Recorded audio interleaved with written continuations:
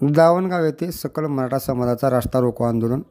उदगीर तालुक्यातील दावणगाव येथे 24 फेब्रुवारी रोज शनिवारी 11 वाजता सकल मराठा समाजाच्या वतीने 2 तास रास्ता रोको करण्यात आला. दावणगाव ते ओलांडी जाणाऱ्या रस्त्यावर रास्ता रोको आंदोलन करण्यात आले.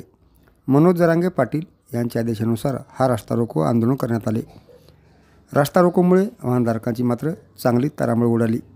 रास्ता रोको आंदोलनस्थळी उदगीर ग्रामीण पोलीस ठाण्याचे पोलीस निरीक्षक अरविंद पवार यांनी पोलीस बंदोबस्त लावला होता.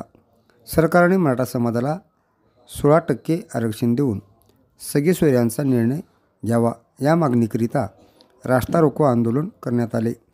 यावेळी शिवाजी तुकाराम भोळे, धनाजी शेषराव मुळे, राजकुमार बाबूराव भंडे, सोपान नरसिंग महापुरे, बालाजी जीवनराव हुरुसनाळे, अशीच धनाजीराव हुरुसनाळे यांच्यासह गावातील व परिसरातील मराठा बांधव रास्ता रोको आंदोलनात सहभागी झाले होते.